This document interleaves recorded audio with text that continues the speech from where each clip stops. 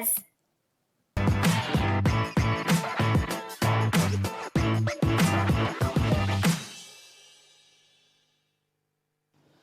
Cari giovani, buon pomeriggio. Queridos jovens, boa tarde. Obrigado por estarem ali, por todo o trabalho que fizeram, pelo empenho destes meses, apesar das mudanças de programa. Vocês não desanimaram, pelo contrário, notei o nível de reflexão, a qualidade, a seriedade e a responsabilidade com que trabalharam. Não se descuidaram de nada que lhes causa alegria, preocupação, indignação e que os impulsiona a mudar. A ideia original era encontrarmos-nos em Assis, para nos inspirarmos nos passos de São Francisco, do crucifixo de São Damião e de outras faces, como a do leproso. O Senhor foi a seu encontro, chamou e confiou-lhe uma missão. Despojou dos ídolos que o isolavam, das perplexidades que o paralisavam e fechavam na fraqueza usual de sempre foi feito assim. Isso é uma fraqueza? Ou a doce e insatisfeita tristeza de quem vive só para si. E lhe deu a capacidade de cantar um canto de louvor, expressão de alegria, liberdade e entrega. Portanto, este encontro virtual em Assis, para mim não é um ponto de chegada, mas o impulso inicial de um processo que somos convidados a viver como vocação, como cultura e como pacto.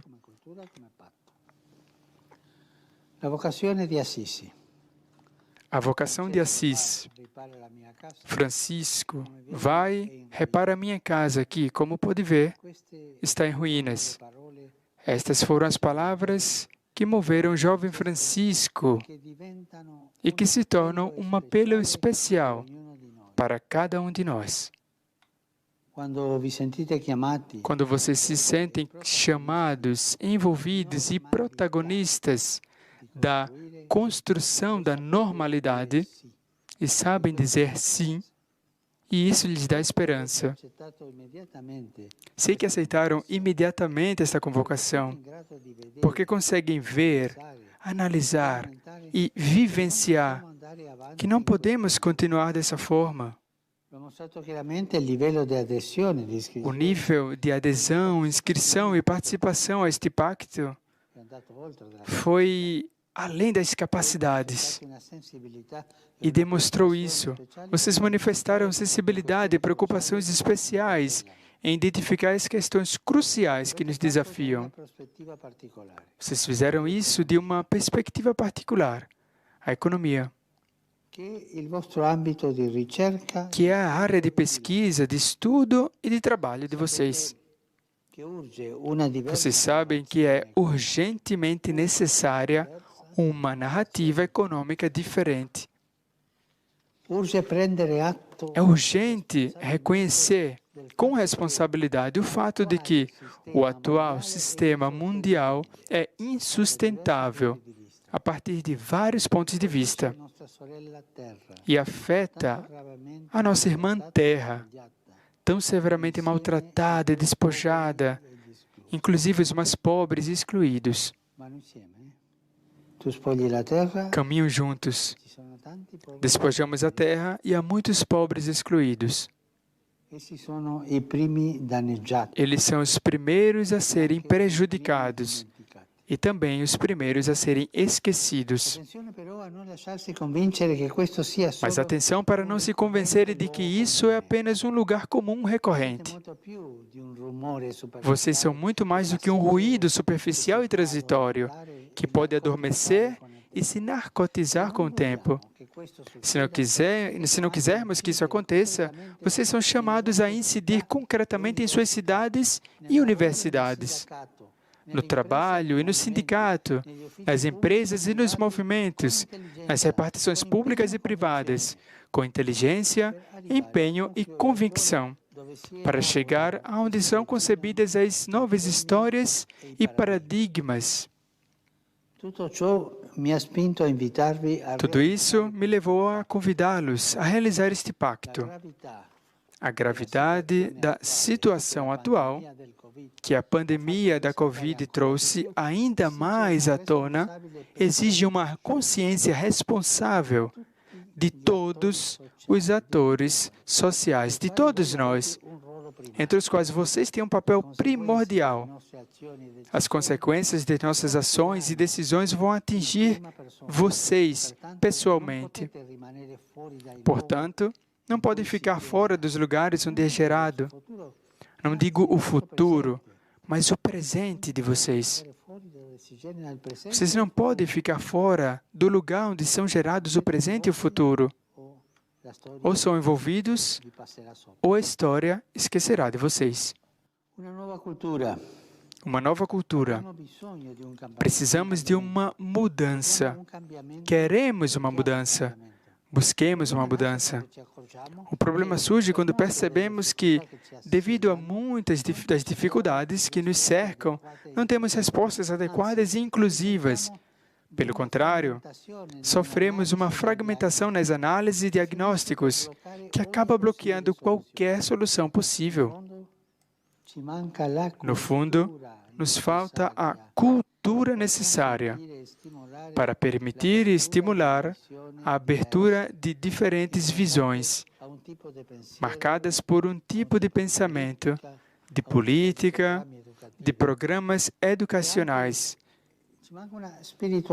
e também de espiritualidade que não se feche em uma lógica globalizante.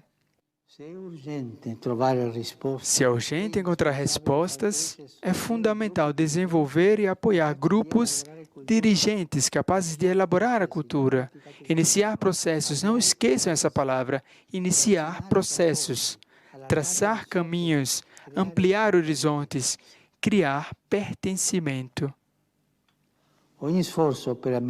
Todo esforço para administrar, cuidar e melhorar a nossa casa comum, para ser significativo, requer a alteração dos estilos de vida, dos modelos de produção e de consumo, das estruturas consolidadas de poder que hoje regem as sociedades. Se não fizeram isso, não farão nada. Precisamos de grupos de liderança comunitária e institucional que possam assumir problemas sem serem prisioneiros deles e de suas próprias insatisfações, e assim desafiar a submissão, muitas vezes inconsciente, a certas lógicas ideológicas que acabam justificando e paralisando toda ação diante das injustiças. Recordamos, por exemplo, como bem observou Bento XVI, que a fome não depende tanto de uma escassez material, como, sobretudo, da escassez de recursos sociais, o mais importante dos quais é de natureza institucional.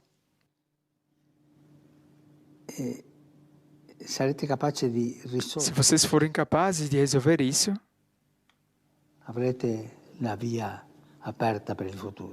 terão um caminho aberto para o futuro. Repito o pensamento do Papa Bento XVI. A fome não depende tanto da escassez material, mas da escassez dos recursos sociais, dos quais o mais importante é institucional. A crise social e econômica que muitos sofrem na própria carne e que está hipotecando o presente e o futuro com o abandono e a exclusão de tantas crianças e adolescentes, além de suas famílias inteiras, não nos permite privilegiar interesses setoriais em detrimento do bem comum. Devemos voltar um pouco à mística do bem comum. Nesse sentido, gostaria de apontar um exercício que vocês vivenciaram como metodologia para uma revolução saudável e revolucionária dos conflitos. Durante esses meses, vocês compartilharam várias reflexões e importantes panoramas teóricos. Conseguiram se reunir em 12 temáticas, as aldeias, como vocês as chamaram. 12 temáticas para debaterem, discutirem e identificarem caminhos viáveis. Vocês experimentaram a tão necessária cultura do encontro, que é o oposto da cultura do descarte que está na moda. E essa cultura do encontro permite que muitas vozes estejam ao redor da mesma mesa para dialogar, pensar, discutir e criar, a partir de uma perspectiva multifacetada sobre as várias dimensões de um problema global que afeta os nossos povos e as nossas democracias. Como é difícil avançar para soluções reais quando o interlocutor que não pensa como nós é desacreditado, caluniado e descontextualizado. Esse descrédito, calúnia ou descontextualização do interlocutor que não pensa como nós é uma forma de se defender.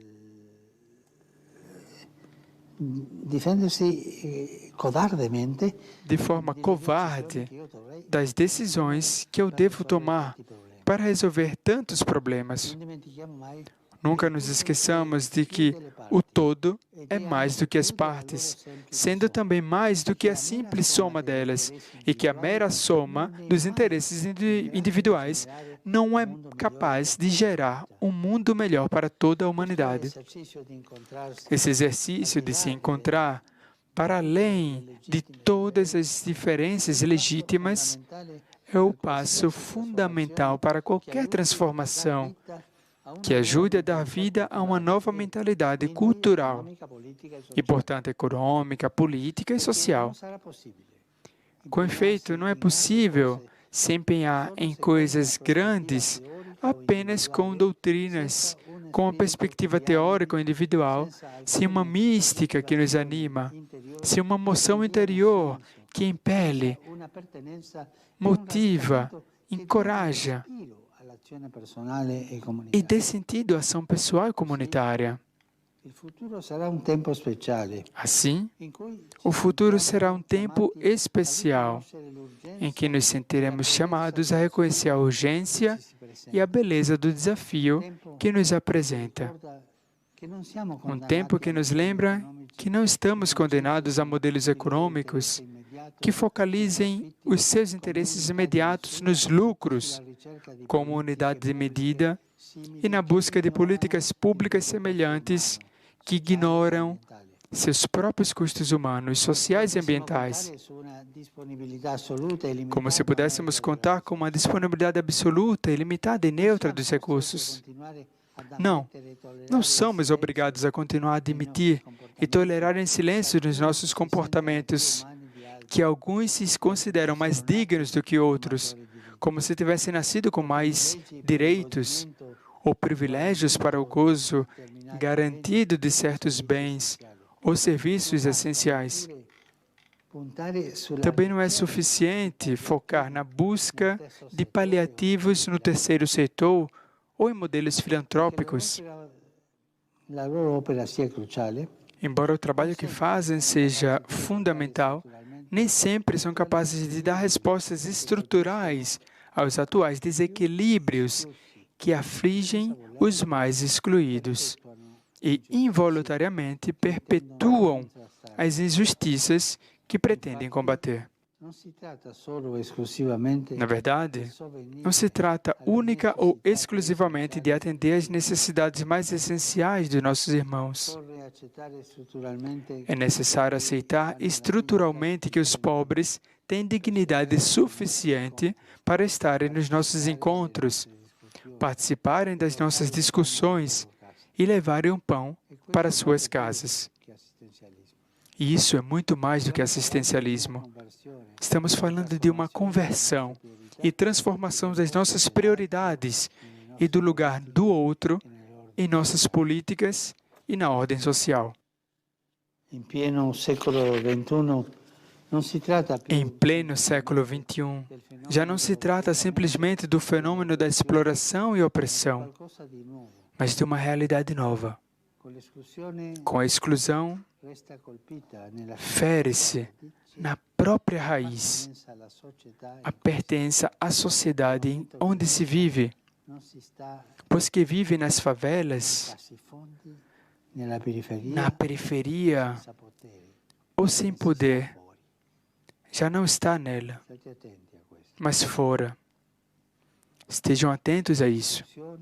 Com a exclusão, a própria raiz do pertencimento à sociedade em que vocês vivem é atingida, pois nela vocês não estão na favela, na periferia ou sem poder, mas sim fora.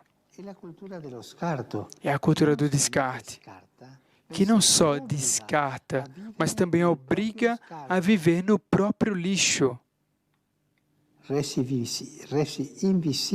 que se tornam invisíveis além do mundo e desse muro da indiferença e do conforto. Lembro-me da primeira vez que vi um bairro fechado. Não sabia que existiam. Foi em 1970. Tive que visitar alguns noviços da companhia e cheguei a um país. E depois, passando pela cidade, me disseram: não se pode ir ali, porque aquele é um bairro fechado. Dentro havia muros e dentro tinham casas, ruas, mas tudo fechado. Isto é, um bairro que vivia na indiferença. Impressionou-me muito ver isso. Mas então isso cresceu e estava por toda parte. Mas eu pergunto, o seu coração é como um bairro fechado?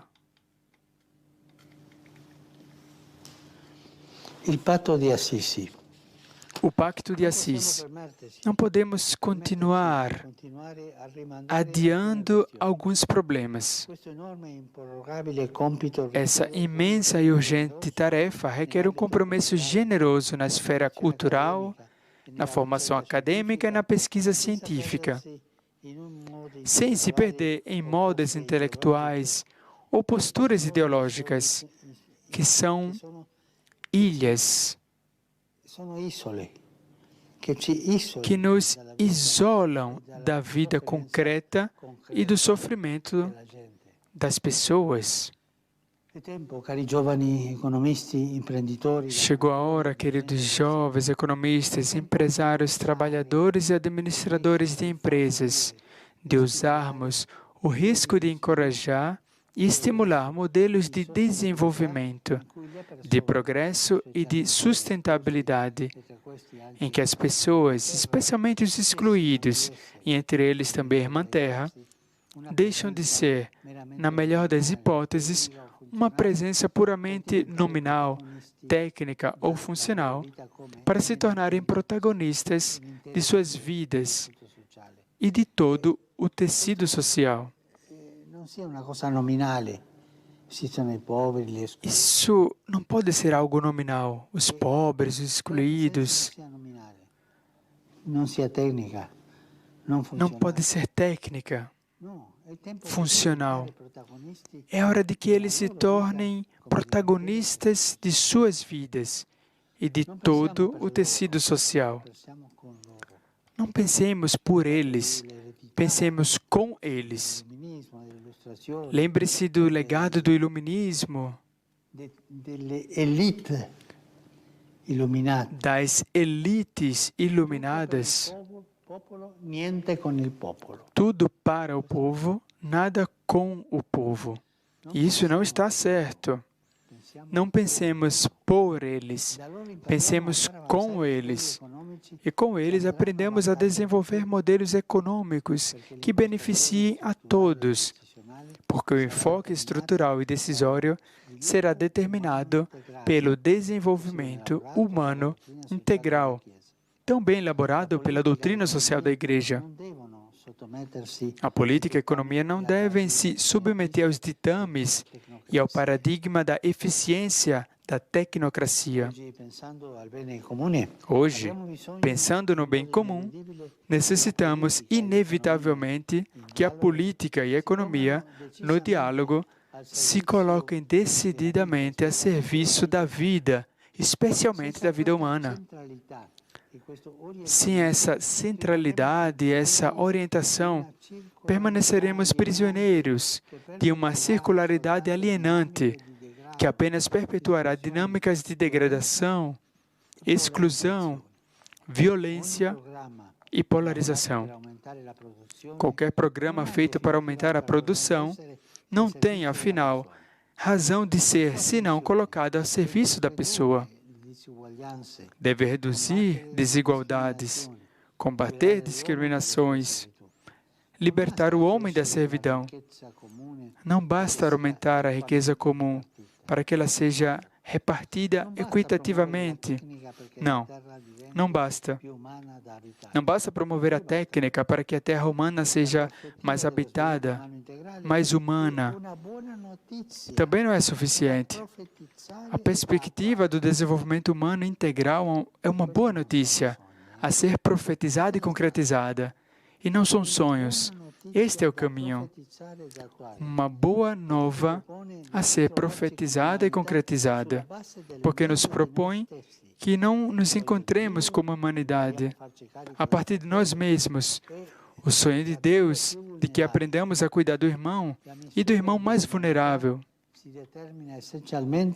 A grandeza da humanidade determina-se essencialmente na relação com o sofrimento e com quem sofre. A grandeza da humanidade.